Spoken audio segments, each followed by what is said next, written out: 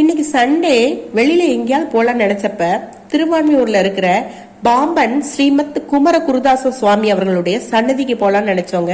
கிளம்பிட்டோங்க. இங்க வரு வியோம் ஹாய் சொல்லு.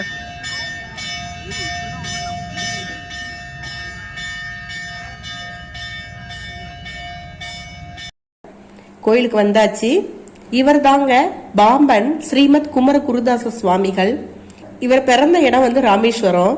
இவருடைய 14 வயசுலேயே இவருக்கு முருகனுடைய அருளால கவி பாடக்கூடிய புலமை கிடைச்சிருந்திருக்குது. தினமும் சாப்பிட்றதுக்கு முன்னால ஒரு பாடல் அப்படின்னு கணக்கு வச்சு முருகப்பெருமான் மீது இவர் 100 பாடல்களை பாடியிருக்காராங்க. இவர் தனது கடைசி காலத்துல தனது பரிபூர்ண நிலையை உணர்ந்த போது அவருடைய சீடரான ஸ்ரீ சுப்பிரமணிய தாசரிடம் கொஞ்சம் விபூதியை கொடுத்து திருவான்மியூர்ல போய் ஒரு நிலம் வாங்கு, அதுவும் சீக்கிரம் வாங்கி போடு அப்படின்னு சொல்லி அனுப்பியிருக்காரு.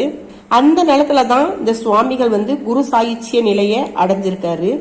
பாம்பன் சுவாமிகளுடைய குரு சாயுச்சிய சமாதியும் இவரது சீடரான ஸ்ரீ சுப்பிரமணிய தாசருடைய சமாதியும் இருக்குங்க. இவரையும் முருகப்பெருமானையும் பிரிச்சே பார்க்க முடியாத அளவுக்கு எண்ணற்ற அடியார்களுக்கும் பக்தர்களுக்கும் பொதுமக்களுக்கும் இவர் அருள் பாவிச்சு வராருங்க. சுவாமி தரிசனம் ரொம்ப சிறப்பா நடந்துச்சுங்க.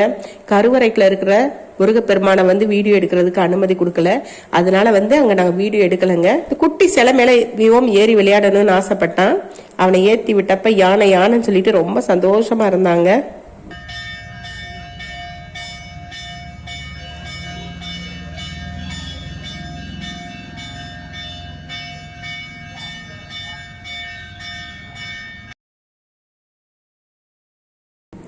இந்த சேவலை பாருங்களேன், இது கொண்டே கூட சிவப்பு கலர் இல்லாம ஃபுல்லா பிளாக்கா இருந்துச்சுங்க. பாக்குறதுக்கு வித்தியாசமா இருந்ததுனால இது வீடியோ எடுத்தேன். இந்த புறா கூட்டத்தை பாருங்களேன், இத பார்த்தாலே மனசுல அத்தனை சந்தோஷம் ரெக்க கட்டி பறக்குதுங்க.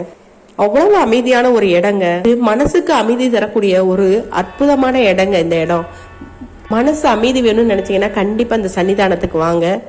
சுவாமிகளுடைய அருள் உங்களுக்கு கண்டிப்பா கிடைக்கும்.